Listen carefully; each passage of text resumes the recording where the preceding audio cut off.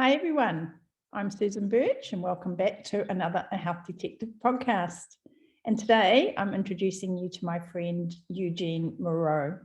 Eugene and I are both neurochange practitioners, and today we're just going to have a really good talk about what neurochange is, how we can use it to help us create a better, positive future for ourselves and to help us understand the challenges we face better. So Eugene, it's a real thrill to have you here today. So thanks for coming. Well, it's an absolute thrill to be part of this. I've sat back and watched, and I thought to myself, one day when I'm good enough, she'll ask me. So thank you for validating me. I now feel good enough. You've always been good enough, Eugene. Do you want to start just by telling us a little bit about yourself? You're a man of very many talents, a man of an enormous amount of life experience, and someone who has achieved a lot, but also had to survive through a lot of challenges and pick yourself up and keep going. So do you just want to give us a bit of background? Let's start. I'm the eldest son of a pioneering Pentecostal missionary mom and dad. And I was just 10 years old when we came to New Zealand and my dad founded an organization here, my mom and dad. He burned out inside 8 years doing that. And he never really recovered from that. But so I kind of grew up in a cauldron of pioneering, visioneering. It was just full on. I knew at a very early age that I had an ability, which I crafted into a gifting and a talent for speaking, for public speaking. And I loved it. I loved the whole concept of that. So I started doing that as soon as I could. I was 14 years old when I stood in front of my first audience. 200 people. I'll never forget, it was in the Hacienda Lounge in Otara upstairs. And I had 7 pages of notes, and it took me 7 minutes to work my way through them. And I sat down completely and totally destroyed. And my dad tapped me on the leg and said, "Son, don't worry about it. It does get better." And that's how it all started. So it was a challenging time. And you probably heard my dog barking. So that means that there's a courier at the front gate, which I'm going to ignore. So I went to the States when I was just 18 years old. Did 1 year at a junior college, Bible college in Mississippi. Then I hit the road traveling and started calling churches, trying to get speaking engagements. And that's basically how I learned my craft. I had a lot of wins. I had a lot of losses. I remember one time I was in Kentucky, and there was 3 old ladies and 1 old man who happened to be the pastor. They were in the church. It was a Wednesday night. It was in the middle of wintertime. It was cold. And back then, I was 19 years old. I always mistook noise for anointing. I thought the louder you preached, the more anointing you're supposed to have. And so I was really anointed that night, supposedly, but I saw them all reach up and turn their hearing aids off. Oh, that was life. So I traveled around. I lived in the back of my car. Learn from. Yeah, I lived in the back of my car, slept behind people's barns. I just learned, grafted. And eventually I just built up and became a professional speaker and traveled and was busy 200 nights a year and developed all that. Came back to New Zealand, left that side of my life and did not know what I was going to do. Came back in 86, didn't know what I was going to do, and tried my hand at being an employee. And you and I were talking about this before we came on air. Some of us are just not wired to be employees, and I'm one of those people. I struggled, but in that time, I was asked by an individual if I would coach the former managing partner of Ernst Young, way back in 1990, I think it was, if I would coach this person in a speech that he had to give. And we didn't use the word coaching back then, we used train. Yeah. So I did, and that opened up a whole field. And so in 1990, I started my presentation company. And that's gone on. And since then, I've created a system and an online course. And I trained a little over 10,000 people in 8 different countries over the years in presentations and presentation speaking and pitching for business. And I lost interest in that. I got really bored doing the same thing over and over. And I kept adding material to interest myself, but it was overwhelming my work, my classmates, or the people that were coming to my workshops. So I learned to cut back. And then I just said, okay, I don't want to do this anymore. And I began to look for something else. I began to try and find something else. Along the way, I've had seasons of plenty and seasons of lack. And I've come to realize that life is lived in seasons. And there are 4 major seasons, possibly 5, but 4 major seasons that I've come to realize in my life. The season of survival, the season of stability, the season of success, and the season of significance. And if you're really effective and you've been able to sustain and create a system, you can actually have the season of superiority. And superiority is that place to where you're beyond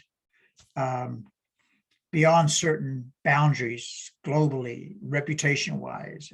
It's like the Steve Jobs of this world. You know, you become a brand within yourself. And I'm often asked, can you fall back a season? Yeah, you can. I have been in and out of survival more times than I want to count. And that's because of, I think, the way I'm wired at times. I stretch, I take risk, I push.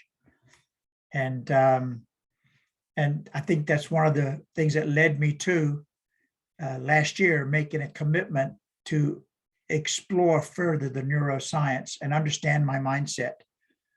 And when I went in search of understanding my mindset, I realized that I had a new language that I could wrap around a couple of the books I've written about my journey. So on May the 8th, 2005, I had a wonderful experience and I ended up writing a book out of it called Leaving Almost. That place where you're almost happy, you're almost satisfied, your relationships almost work.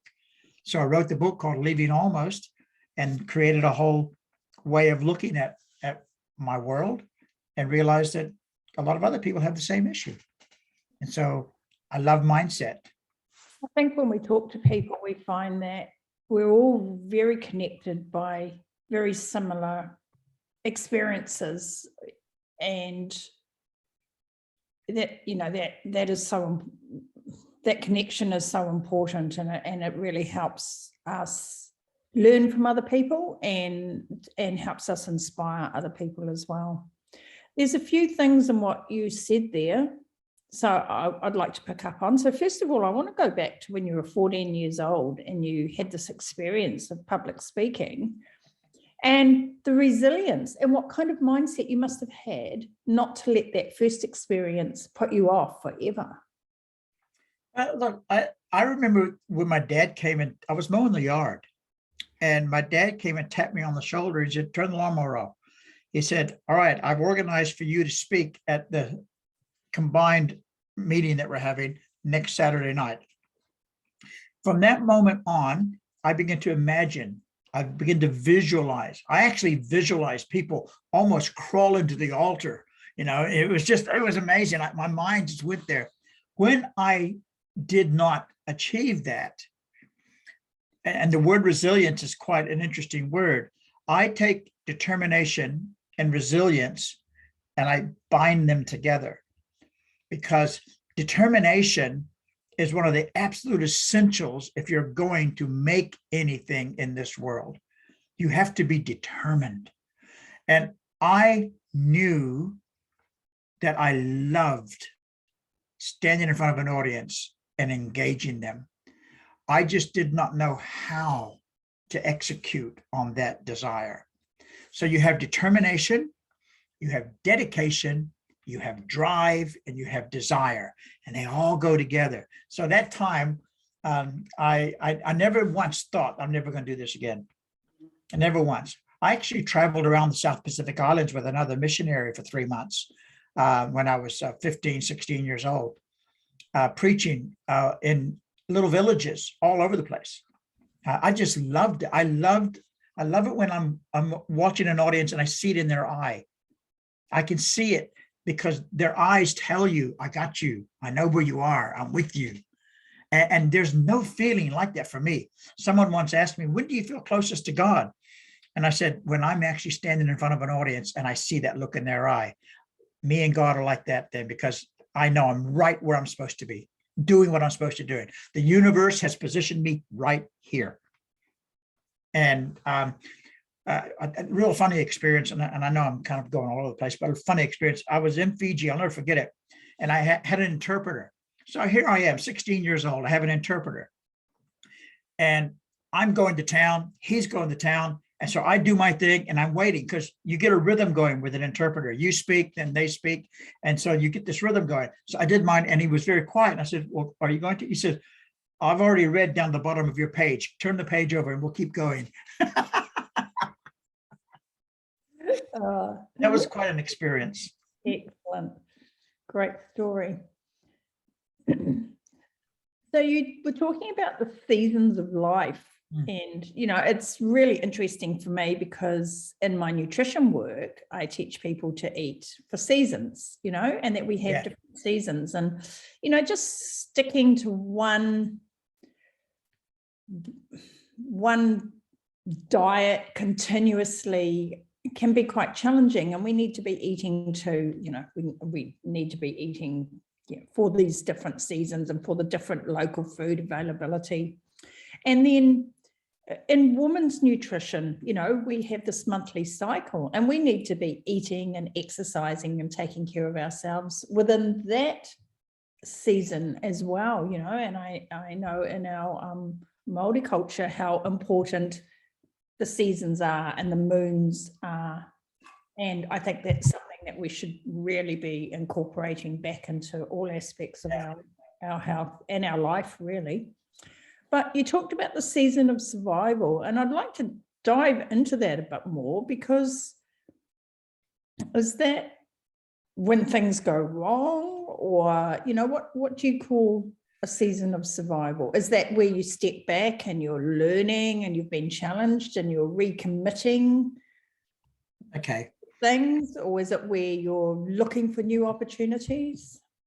The first season that if I'm working with a company or a business owner or a team, sometimes they call it the season of struggle or the season of startup.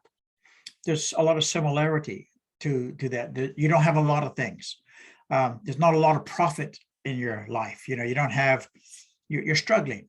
So survival is, in a personal level, is when your goals are not, you don't have goals, you don't have clear goals.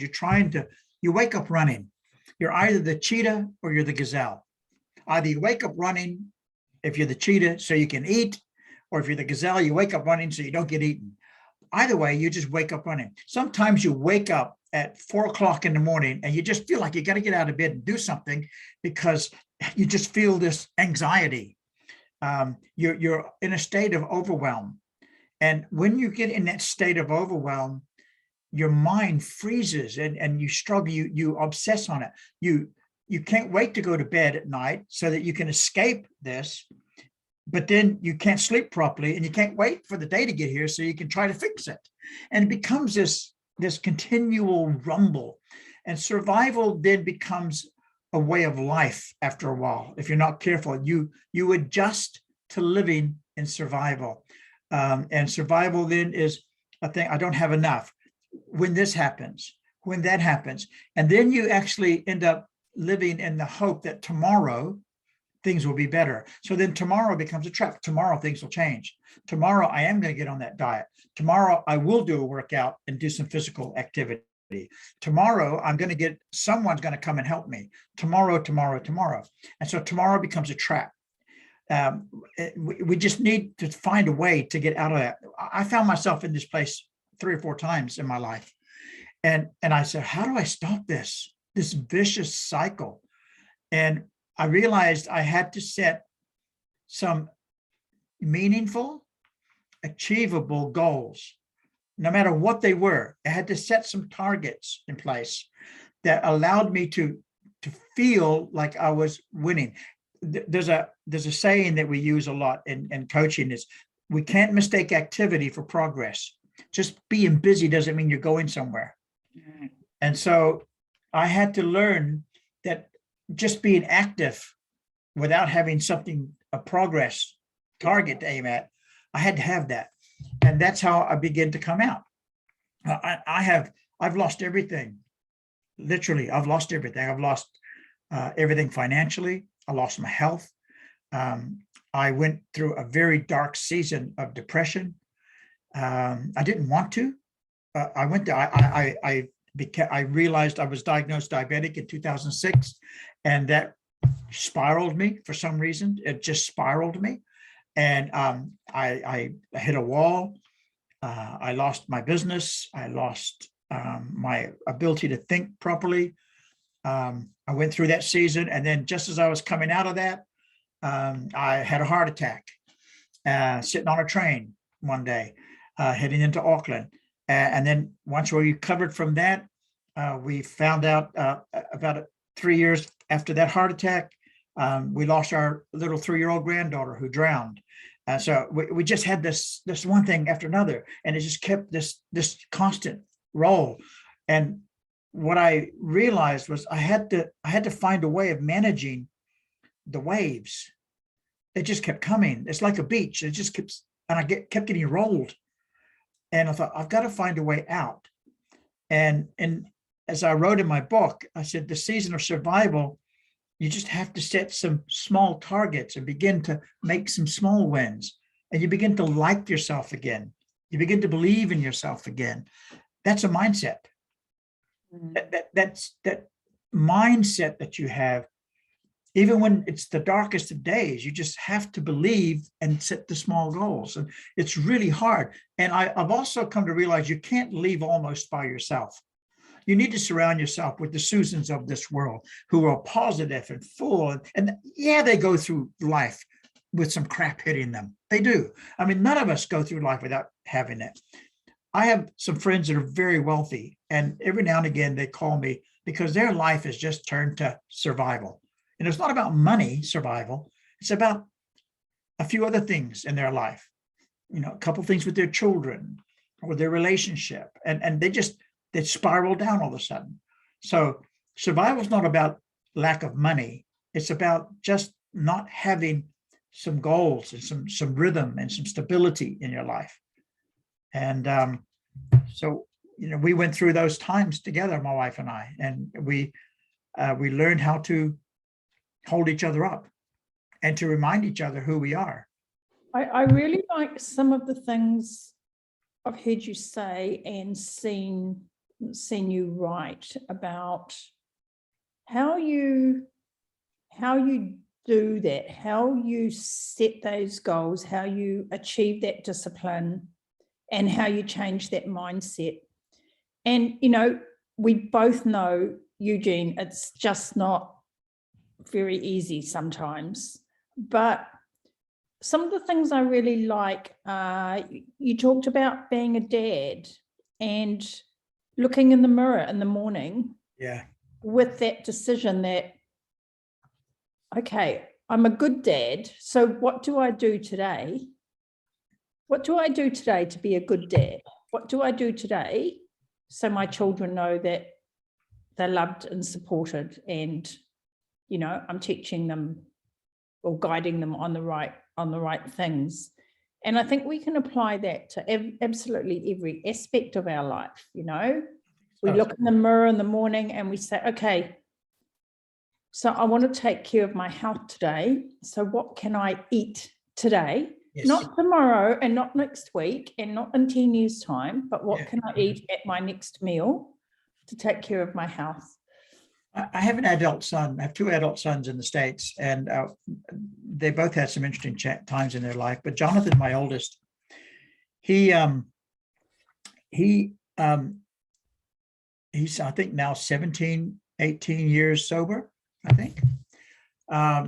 Maybe closer to 20 now, but he made a comment to me once when I was chatting with him when I was in the States a number of years ago. He said, well, I just said, can I do it today? I can do it today. I'll be sober today. And that was his way of managing that season of overcome. And he and I catch up now, and I said, how's it going? He says, yeah, life could never be better. You know, he's got an amazing wife and new family, and it's incredible.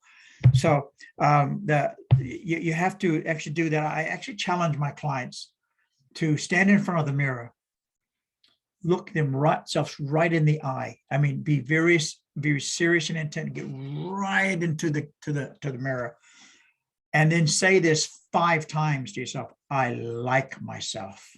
I really like myself. Do that 5 times. Do you know how many people won't do that? They struggle. Well, I understand that struggle. And I think that. Why do they struggle? I think it's because they struggle. I struggle because I do that. I look at myself, and then, you know, I've got a past history of some things that have been rather challenging in my life. And that's left me with some, you know, really strong feelings about myself and how I look. And so if I stand, I don't like looking in the mirror. I don't like being on camera. I don't like this, you know. But you do so good at it, girl. But I'm doing it. And you know, that's a challenge in itself. But anyway, so when I look in the mirror and attempt to say that thing to myself, that little monkey is on my shoulder going, bullshit. Yeah, that inner critic is such a bullshitter. I'm telling you now. But that inner critic is sitting on my shoulder going, bullshit. Who are you trying to kid, you know? And I think that is something that really prevents so many of us being able to like ourselves. And you and I both know that we have to like ourselves in order to be able to go forward and create the life that we want. So you know what I did? Here's what I did. I remember one time that I literally stood there and I looked at myself in a full-length mirror. I'm 5'7" if I stand on my tiptoes. All right. Back then I was about 87 kgs, maybe. I'm about 75, 76 right now. So I've lost a bit. So back then I looked in the mirror and I saw myself. And then I said, if Danny DeVito can make it, so can you. And the reason I said Danny DeVito is because back then, you know, we got a similar hairline. And he's about my height, just a bit shorter than I am. And I said, so stop comparing yourself to who you think you ought to be, Eugene, and be who you are and like who you are, and just be everything that the potential inside you can be. There are times that I wake up saying, what the hell am I doing? And then there are times that I wake up and I said, get the hell out of the way. Yeah. You know, I have to stand there, and the words that come out of my mouth give life. Now, this is an age-old belief. It's a biblical belief. It's also a philosophy, and you'll have it in almost every major religion. And it says that the words out of your mouth give life. The things you say give life. So the thoughts produce the words. Now the words speak. And I last year, when I needed to have some clarity on some things, I would wake up every morning and I'd sit down and I began to journal. I began to write down declarations. And I would speak to the mountain. I didn't think about that. I said, that mountain right there. And I gave the mountain a name, for example, debt or clients or whatever the mountain was. I spoke to that mountain and I said, you're now going to be mine. And this is how. And I actually wrote down and I declared how it was going to be. I kid you not, Susan, within 4 months, the things that I was declaring started happening, including including the ability to take care of an IRD debt. So, and it came, the reason why is because I used words to declare. And so how do you get started? You stand in front of the mirror, even if you don't believe it, you say the words of belief.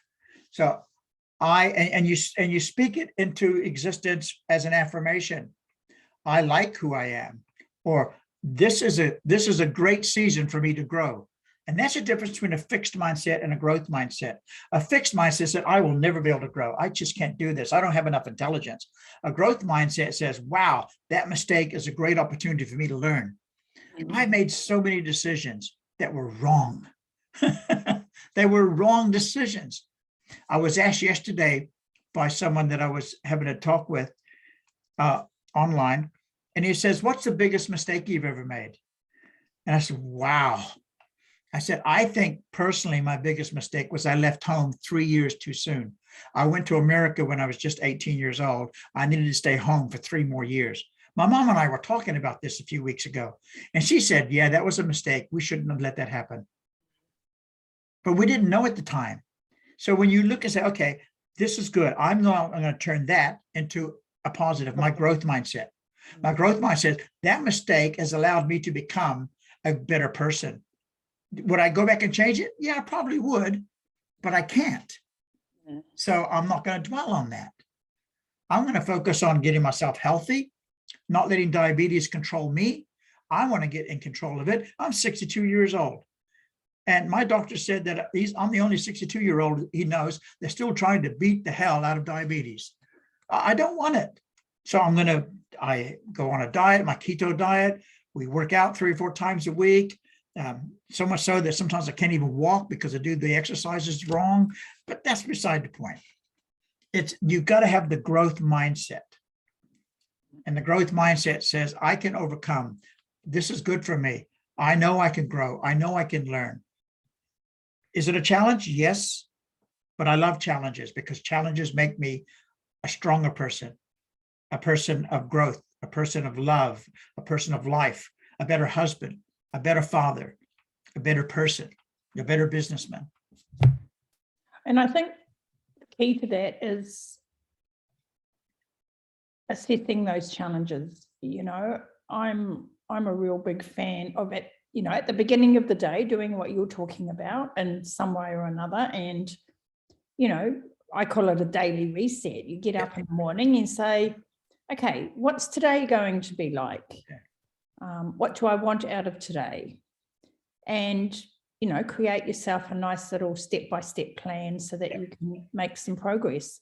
But then at the end of the day, go back and take a look at it. And rather than being discouraged and beat yourself up, you know, when things all go wrong and you get tied up with a phone call and you don't get something done or something, you know, something goes wrong, you just say, what were the challenges I faced? What were the solutions I used? What can I do tomorrow? And yeah, I love that growth mindset, which is a huge part of the neuro change philosophy. It is, as you and I both went through the same 6 weeks intense, life-changing, mind-bending process that we went through, which was amazing. When I recognized the mindset part of our program, that's the bit that really resonated with me the most, because I thought, to me, it all starts with mindset. To me, your purpose in your life, your belief system, emotional intelligence, your subconscious, you know, the neuroplasticity, the whole 9 yards. If you get your mindset, if you understand your mindset, and I thought, I'm going to specialize in that. That's going to be my niche. In this whole neuro change method program, I'm going to be a practitioner that specializes in growth mindset. So I'm going to work with people in their teams. I'm going to work with couples. I'm going to work with individuals. I'm going to work with leaders. And so I've developed my program and my offerings around a growth-minded approach. And it's starting to really start to resonate with a number of people. And So, it's I'm getting in front of audiences and talking about it. And I think as a result of things like what you're doing, if we could just get people to recognize the principles of having a growth mindset, to believing in themselves, even saying the words, even if they may not believe it, they can actually speak it into belief. You can believe, you can speak yourself into a position where you feel positive and you can make some things happen in your life, even when it seems like everything is wrong in your life. You just have to get up and keep going. You can't quit. You just can't quit. And I know people do. And my heart goes out to them because I think, no, there is a way forward. Just make smaller goals. You're not going to get change. I remember this conversation I had with myself when I realized on May the 8th, 2005, that I needed to leave almost. It was time for me to live in fulfillment, to actually put right some wrong decisions. And it came to me, you've spent years getting into this place that you're at. You're not going to get out in one day. It's going to take you years to get out. You're going to have to change some habits. You're going to have to review your habits, the things that you're doing every day, because your habits produce results. So what are the habits that you're producing? Your eating habits produce a result. So if you don't eat these particular kinds of healthy food, and you're all the time eating as a habit unhealthy food, you're not going to get a healthy body eating unhealthy food. It's just, I'm sorry, not going to happen. There's no magic pill. You can take whatever Facebook ad you like and think you can do it. It's not going to happen. You have to put healthy in if you're going to get a healthy body. Same thing with your mind. What are you feeding your mind with? And you have to, what's your diet for yourself? So I challenge my clients to, what are you reading? Tell me what you're reading. Read something that's going to feed your mind to give you a growth mindset. Change your habit. And it takes time and takes, like I said, dedication, determination, discipline, drive, desire. And one of the other things I'm realizing that it takes for people is a support network, and that's where the role of a coach. Yes, yes. In, I know in my work quite often it can be very information based. It can be like, do this, do that. Here's the results of your blood tests. You're deficient in these nutrients. Eat these foods. And that's all very well, but people need actually help and coaching through that process. And I think sometimes they don't understand the importance of that coaching as well. Well, I think coaching is good, but I also think it's the people you surround yourself with. Yeah, that's very important. I call it your inner circle. All right, those people. Jim Rohn said we are a sum total of the 5 people we hang around the most. Yeah. So who are you hanging around? Some people actually, and by the way, not all coaches are equal. Some coaches are very prescriptive. Yeah. And so that to me is probably not the best coaching application. A proper coaching application is what I call experiential, in the sense that you have to experience this. So here's a way for us to experience this principle that we're talking about. And it's a model, it's an exercise, it's an assignment, it's a way of practicing. Because as we learned in neuroplasticity, and I've been saying this for years, and now I can actually validate it scientifically, practice makes permanent. And so we can rewire the brain. We can actually change the neural pathways, the sizes of it. We can change the highway. But we do that with repetition. Practice makes permanent. If you're practicing the wrong thing, then you're going to be getting. I learned that from a golf pro about 20 years ago on the Gold Coast, when I was shouted, I was paid for me a golf lesson, a whole 18 rounds, 18 holes. And about the 5th hole, he says, well, you've got the best bad swing I've seen in a long time. And I thought, I don't know, to be insulted or not. He said, what I mean is you've practiced that swing so much, it is now embedded. We need to change that swing because what you've practiced has become permanent. He said, people think practice makes perfect. He said, that's wrong. Practice makes permanent. So let's change what you're practicing. Perfect practice makes permanent. Right. So you have to put something in front of the practice for it to be, if you want it to be perfect, then you have to put perfect practice in front. So otherwise, because whatever you practice is you embed. And we learned that in neuroplasticity, when we talked about the way our neurals are, our mind's working.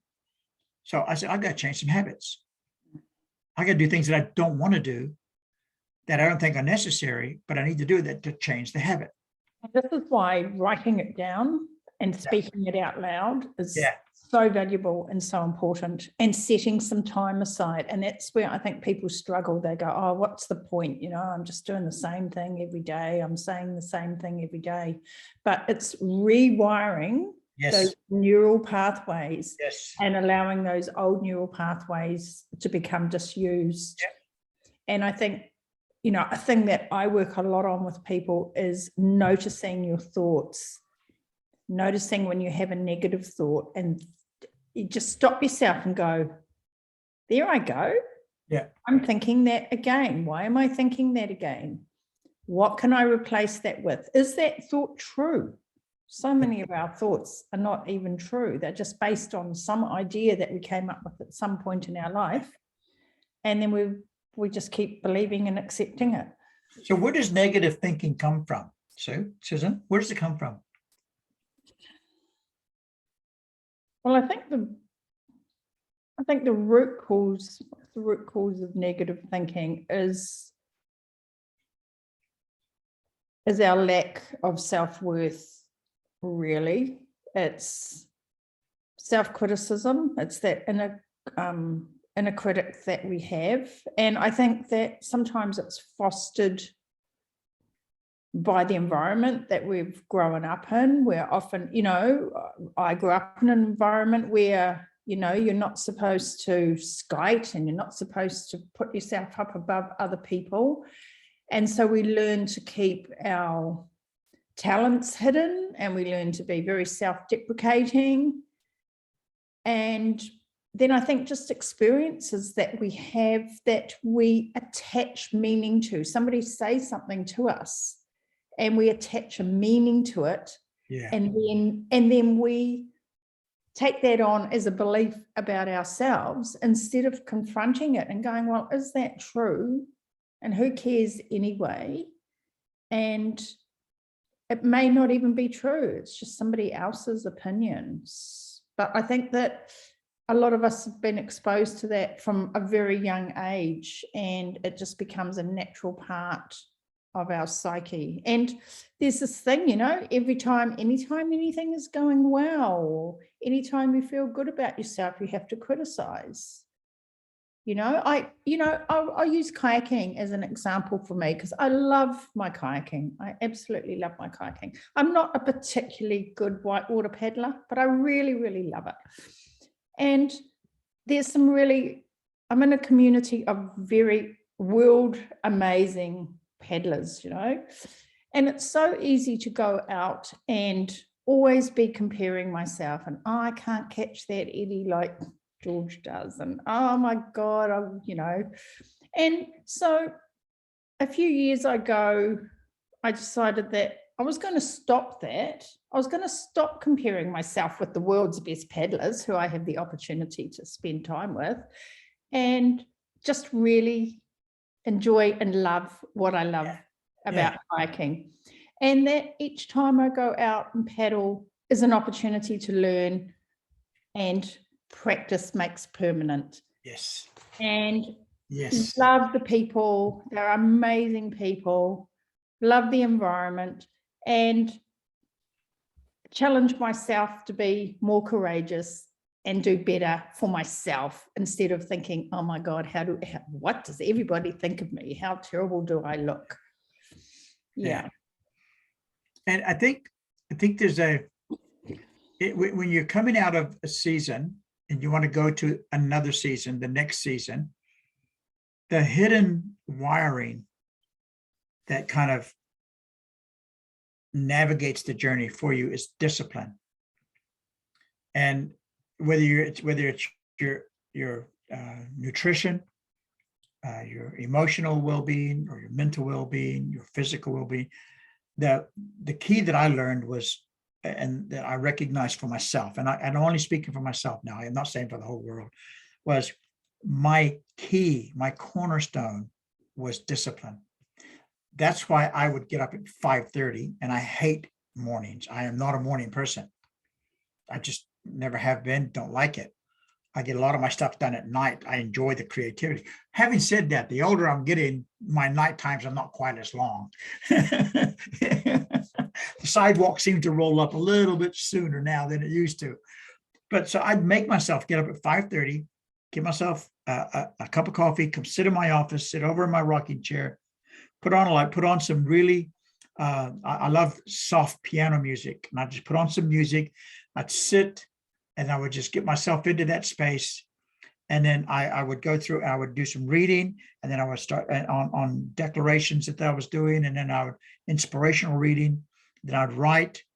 And then I would just have a conversation with myself about myself, to myself. And that's when I decided that I was going to record my declarations so that I could play them throughout the day. And I did. I put nice music to it.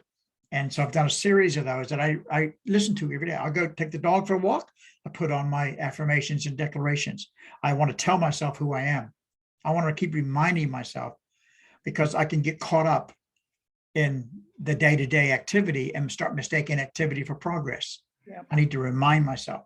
And so I found that word discipline, and putting discipline into my life, saying no, saying yes, making sure I have certain people in my life. There are some people that are not good for me, so I don't need to hang around them. They're not bad people, they're just not good for me. So I'm not going to spend a lot of time building strong relationships with them. What do you say to people who just say, I can't do that? I want to do that, but I just can't do that. It's too See, hard. that's the beauty of a growth mindset. There's one powerful 3-letter word: yet. I can't do that yet. What I found, and I realized this in my leaving almost journey, you cannot leave almost by yourself. I need to have Susan to remind me about certain things having to do with nutrition or my mental positioning or my physical, that Susan I need to be accountable to Susan for something. I can't do it by myself. I need to have partners for my journey. You do not have a growth mindset and achieve stability, success, and significance by yourself. You cannot do it. It's really hard by yourself. Although I think it was Bill Gates who said he's never met a self-made millionaire. All right, because there's always people contributing to that journey. Yeah. One of my close friends sold his business for quadruples of millions of dollars, and he says couldn't have done it without you. So you have people that play a part in your business, in your life. Yeah, and this is why the top coaches have coaches, and this is why they have mastermind groups, and they get together and they share the struggles, and they encourage each other and offer help, talk through solutions. They're not surrounded by negativity and people who say, oh, I can't be bothered getting up this morning, and you know. So I've got a program called the Growth Minded Couple. It's a virtual retreat at this stage, and it's 6 hours in one day, split into 4 different sessions. And it came about because someone asked me a little while ago to work with them in their relationship. This couple, they weren't in trouble. They just were not. They knew there was more. There was more. They wanted more. They were okay. They weren't splitting up or nothing. They weren't beating each other up. They just wanted more. And I said to him, I said, do you realize that I'm in my 3rd marriage? You know, I'm my 3rd marriage. He said, yeah, I know. That's why we want you to work with us, because we don't want to turn out like you. And I thought, oh, okay.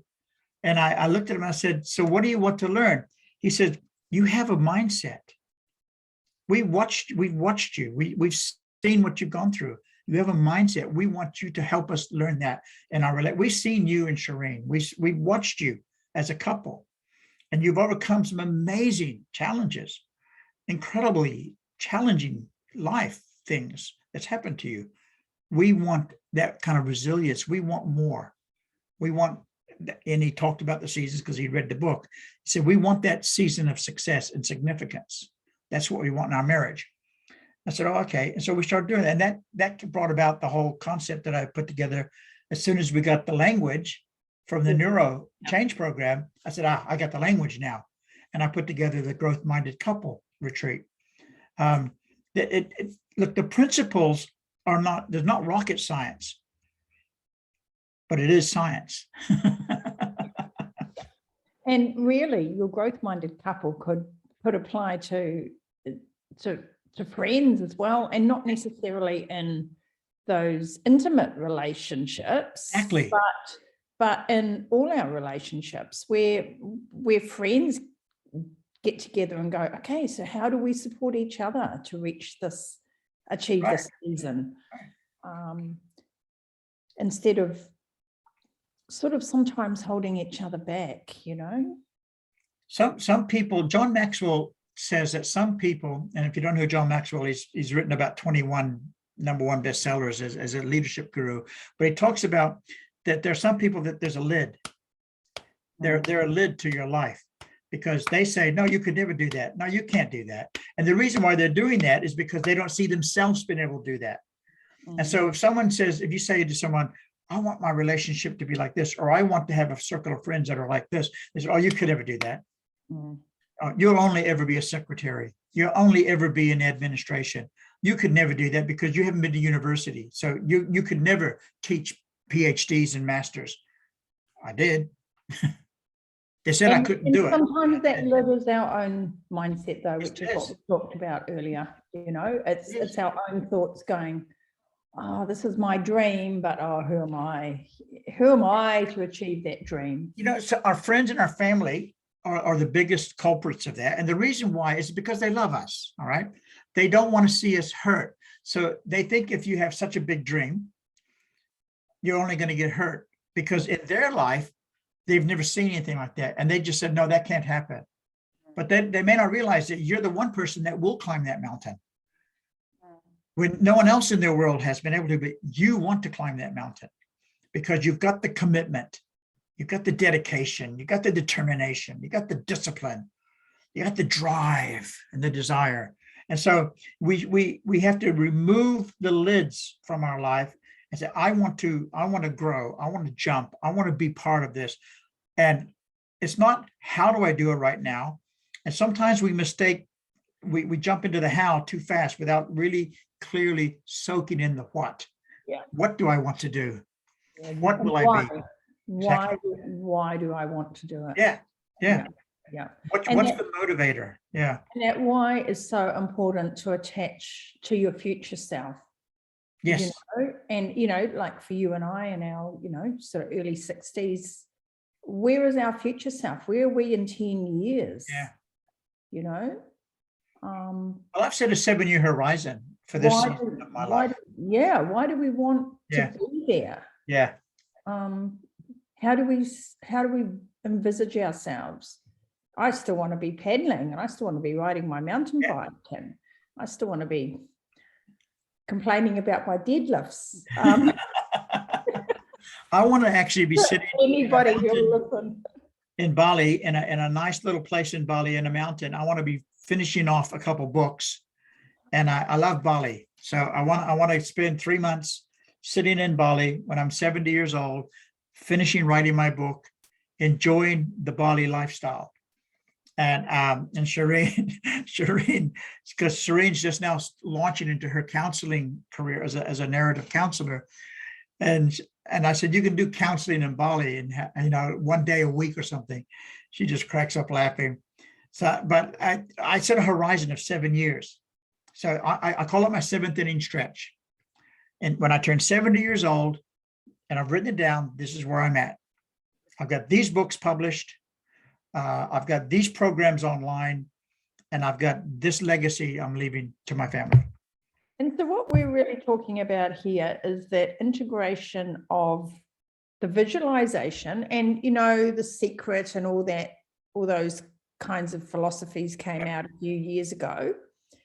And the one thing that they were missing was they had the visualization part correct, but they were missing how much bloody work you've got to do. Look,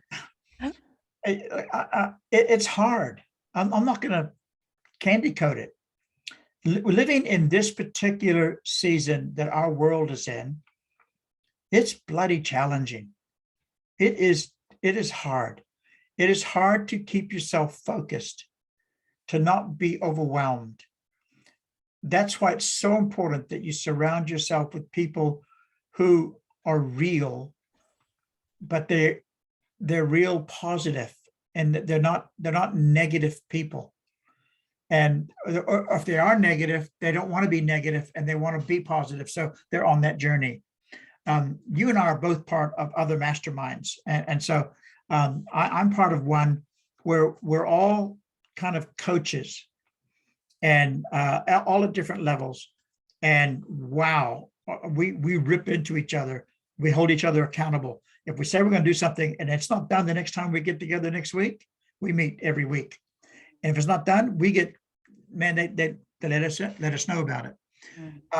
And because that we signed up for that, we wanted that, because all of us have so much experience under our belt that it would be easy for us to fast talk our way out of stuff. Yeah. But because we're transparent with this one, that's an important part of this journey I'm in, because I'm rebuilding. I picked up the rubble. I said, no, these are good rocks. I'm going to rebuild with these rocks. And I'm rebuilding, and I'm loving my journey. Is it easy? No, it's hard. And do I feel like doing it every day? There are days that I don't, but I do it anyway. Because that's what you have to do if you're going to move from one season or one level, survival, struggle, startup, whatever you want to call it, to the next level of stability, where there's room for movement. Your things are stable. You're no longer pressured and stressed. And then success, where you've got margin and you got some profit in your life, time profit, relationship profit, financial profit. And the significant health profit. Yeah. Significance is where you've got time and you got means and you got impact. And it's more than just being profitable. It's about actually contributing at a larger level. Yeah. And so that's where I want to live my life. So I know I'm on a journey. I'm leaving almost, and I'm heading towards fulfillment. And that's that journey. That's what you do. And that's why we're doing what we do. That's why you're doing it. That's why I'm doing it. And I think another point that came to mind when you were talking about, the various accountability groups and mastermind groups was, it's very easy to feel overwhelmed and at the bottom of the totem pole, and, I know one of the groups I belong to has, some of like the world's leading, personal development coaches. And it's very easy to sit there in awe and not feel like you want to contribute and, just sort of think they're the gurus. But stepping up and speaking out and being challenged, exactly as you said. Yeah. And, I call it growing up or acting like an adult, and I think, I'm an adult too. I've got life experience too. I'm valuable too. Yeah. I've got something to contribute to, and speak up and act like an adult rather than, and I think New Zealanders are possibly particularly bad at it. I noticed that, the Americans are much better at standing up and speaking. I think a lot of Australians are too. Are better at it than us. Yeah, I think Australia and America kind of have a different approach. I know I've done business in both countries, and I find doing business in Australia is a lot easier than doing business in New Zealand. And that's because of the mindset. There seems to be. I've had some of my most successful accomplishments with my clients out of Australia. I've had some really good ones here, but the leader of some of the businesses I've had success with here, their mindset was amazing. They were really visionary, really visionary. So much so that I looked at them and said, what? Do you want to be what? Because it was huge, but they did it. And so I agree with you. When we're in those kind of environment, a growth mindset, there's two words there. There's two actions, growth and mindset. So if we're involved in a group, if we're not growing, and if they're not helping us to grow our mindset, to elevate our mindset, to make it healthy, and we're not growing, then that's the wrong group. Yeah. If we feel that we cannot contribute, or they don't pull us into that contribution, if they don't say, hey, Susan, why don't you just share with us what you're doing, and make no difference what it is, just share with us. If they don't pull you into the conversation, then we're in the wrong group. You don't always have to be right. That's what growing is all about. Oh, wow, that was a silly thing to say. I've learned from that one. I'm not going to say that again. Yeah. Bang.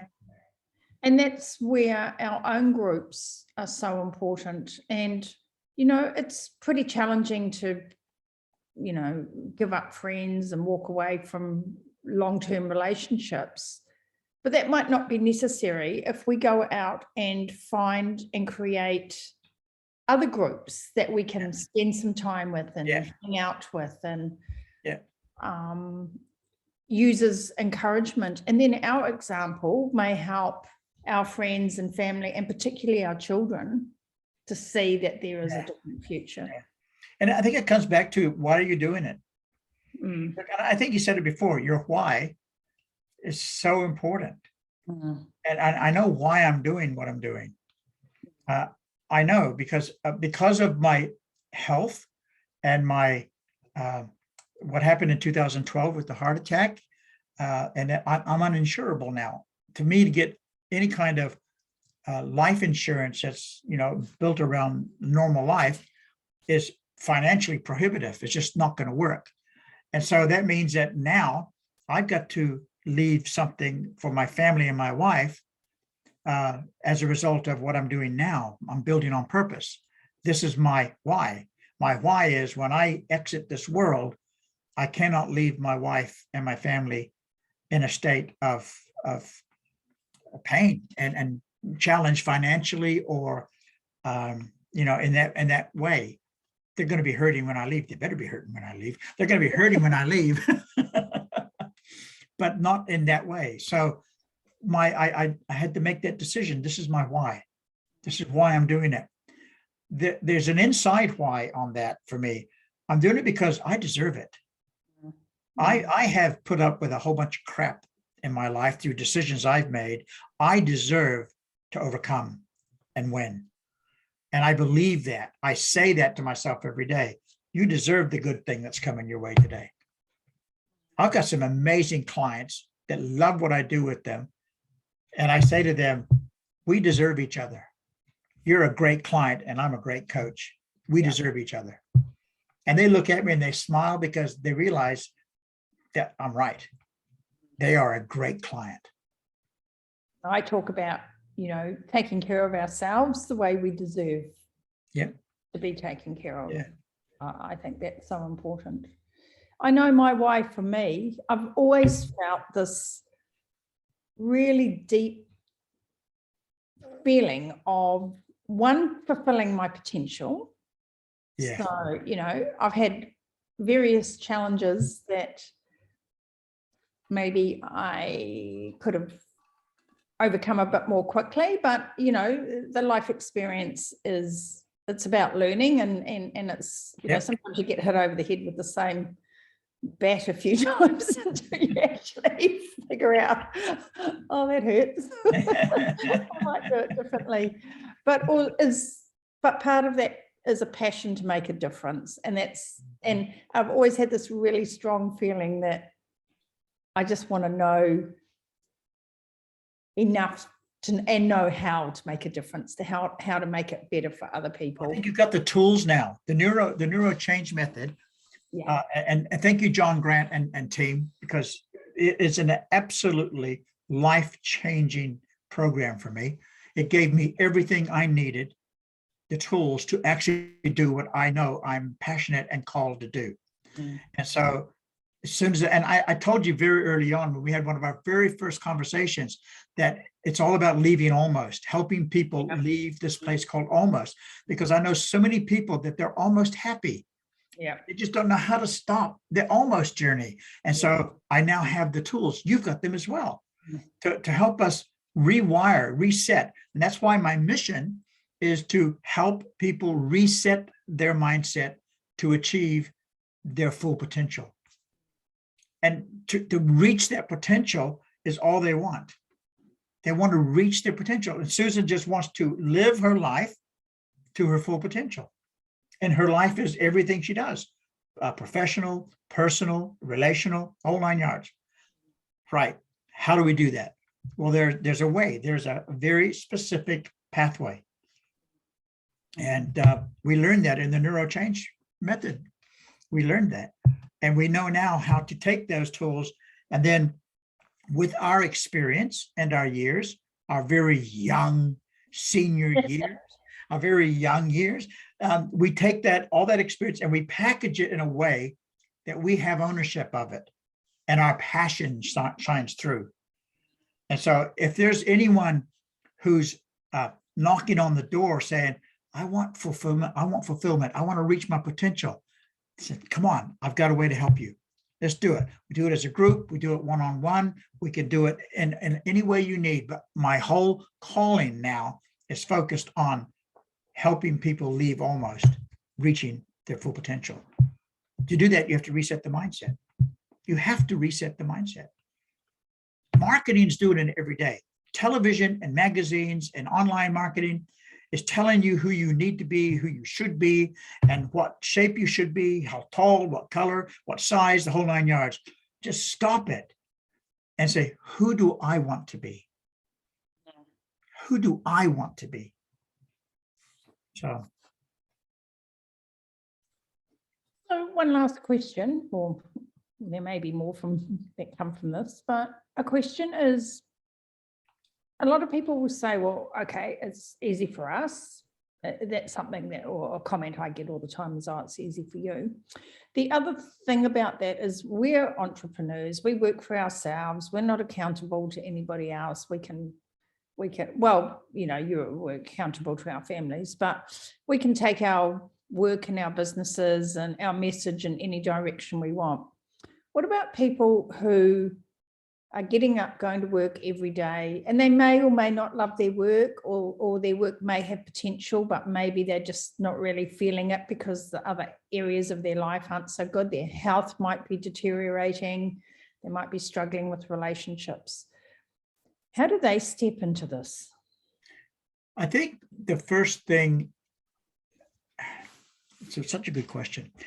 Not everyone is cut out to be a business owner or an entrepreneur.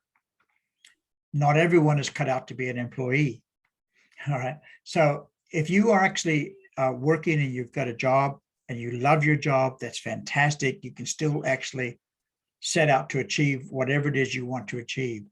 And that job may be one of the contributors to you achieving that. If you're in a job that you don't like, then the brutal truth is you may struggle because you need to find something that you do like. You need to be involved in the most hours you're going to spend in a day is usually at work, in any one place. You need to be involved in something that you enjoy, that you like, that you feel that what you do makes a difference.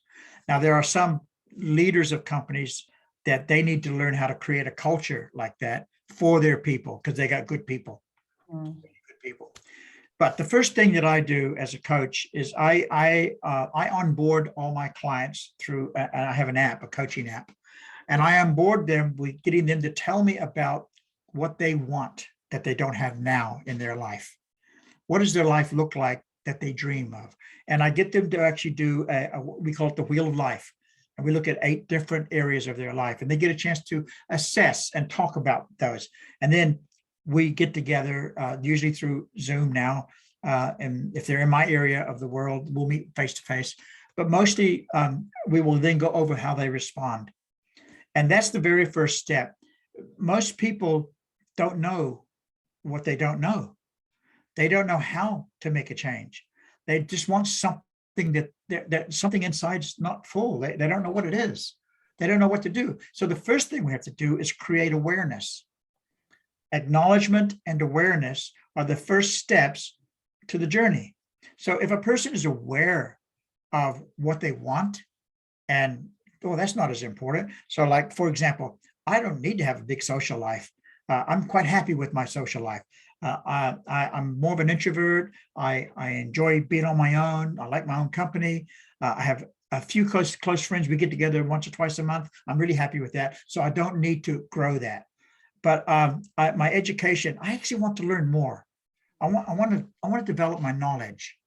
And so you look at these 8 relationships you have: your money, your life, your personal relationships, your family, your social life, things like that. And you look at them and you say, what do I really want from them? And in the book, I call it the fulfillment wheel. What makes my life fulfilled in these areas? And once we have that, then we can say, okay, now that I know this, now that I'm aware of this, I can put some deliberate plans in place. I can actually put a plan. So the sequence is like this, Susan: clarity plus focus plus a plan plus passion plus execution equals fulfillment. So I have to be really clear on what do I want? And that's clarity. I have to focus on the important things. What's most important in getting what I want? In other words, I have to stop some things so I can start new things, or I have to get my hands off, or I have to start something that I'm not doing now. That's focus. I have a plan, means that I now have a 1, 2, 3 involved. In the next 90 days, I'm going to do these 3 things. I have passion, because passion is what releases my commitment. If I'm not passionate about it, then 5:30 is going to come and I'm not going to get up because I can have all the plans in the world, but if I'm not passionate about it, it's not going to happen. Execution is actually doing it, just doing it, making sure it gets done. And then those steps create fulfillment, and you have those areas of your life. So if you're in a job and you want more, there's a way to do it. There is a very simple plan. And you can then rewire certain things. You can engage in your mindset. You can look at your subconscious intentions and say, oh, wow, I can change that subconscious approach. That's the tools. I've got the tools now. Or I can rewire my brain. And I rewire my brain by doing these things repeatedly. And say, oh, yeah, I got that. So you have to want to do it. Once you have that in place, then you can start setting out some wins, some targets, some achievements, put a plan in place that allows you to grow. And next thing you know, 3 months will go by, 6 months will go by, 12 months will go by, and you look back and say, wow, I have come a long way. Yeah. Yeah. And, I think one of the things that really articulated for me very well with the Neuro change program that we did was the goals and beliefs, and that, we all get up on New Year's Day and set our New Year's resolutions, but they're not really in alignment with our beliefs about ourselves and what we're capable of doing and what we really want. And that's where that growth mindset and rewiring those neural pathways is so important. And when we set a goal, it's so important, and this is what you're talking about with your programs. This is what they're helping people really nail down and articulate, is this is my goal. What are my beliefs? Yeah. Do I really believe, sometimes we set goals that we might not even really believe in, that we think that are other people's goals, or we think that are society's goals. Yeah. So I think it's important to understand that you may not start out believing it, but if you keep using your words, you keep saying it, that comes back in and changes the belief. Yeah. Power of your words, power of your language. It's amazing. Well, I might get you to maybe do a quick summary of, we've talked about so many things today. So maybe a quick summary of, things like the power of your language, writing things down. What else would you summarize? I think to take away with? Let's start with it. Whatever you say after the words "I am" will come chasing you. So every day you need to say, I am successful today. I am fulfilled today. Even if you're not, say it anyway. Whatever you say after I am comes chasing you. It's a principle of affirmations, so, and declarations. So every day I challenge you, if you're listening to this, sit down and write down an I am. There's an affirmation challenge I've got. You can sign up for that and it'll tell you every day declarations. So that's the starting point. You start off every day by declaring who you are. I am a successful businessman. I am a great communicator. I am the best employee this company has ever had. I am healthy and vibrant. I am able to walk to the letterbox today. Because there are some people that can't walk. You know, my mom's in a wheelchair. I am able to walk with my walker without falling. You know, I am is a very, whatever you say after I am comes chasing you. That's a very powerful principle. We also talked about just having the mindset is made up, growth mindset is made up of two things, growth and mindset.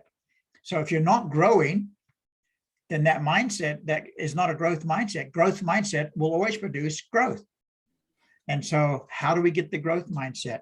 I think we need to move beyond being prescriptive to being experiential. And we need to surround ourselves with the right people. If you haven't got a coach, someone, I don't know of any professional athlete who does not have someone contributing at in their highest level as a coach.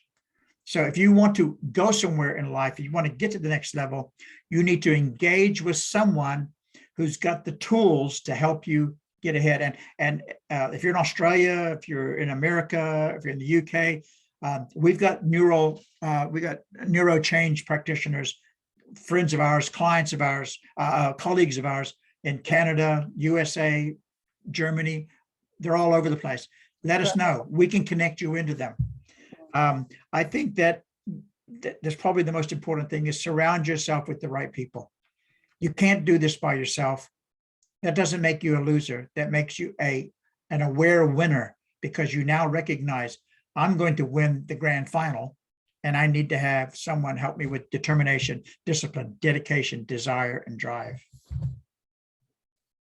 Fabulous. Great place to leave it. Can you tell everybody where they can find you? You've got your affirmation challenge, so people can so if you go to eugenemoreau.com, just go to eugenemoreau.com, you'll see there's a mindset quiz there. You'll find out about the growth-minded couple there. There's also the affirmation challenge is on there. So just click the links on the top and you can register for information. The mindset quiz, you actually take the quiz, only 8 questions, and you'll get a little mini ebook that explains a lot more about it and gives you more information on where your position is in there. So it's quite interesting. So the easiest way to get a hold of me is eugenemoreau.com. Fantastic. Thank you, Eugene. And we'll make sure that all of that info is put in the show notes so people can easily find you. Oh yeah, we're just launching a newsletter too. I haven't told you that one. Oh, no. Watch the Neuro Growth newsletter. It's 2 every month. And I'm just completing them. I'm getting them all put together first. And then it's going to go into a campaign so that every 2 weeks, as soon as you sign up, you get the first one. And then every 2 weeks, you'll get another one. And it's only 2 pages. So it's not a lot of promotion of anything. It's just purely about helping you become the best person you can be, reach your full potential. Fantastic. Sounds like another amazing resource from you. It's going to be fun. Well, hey, thanks for your time today. Great to see you. Thank you. Thank you. Thank you. I hope everybody got a lot out of this and enjoyed it. All right. Thanks. Bye.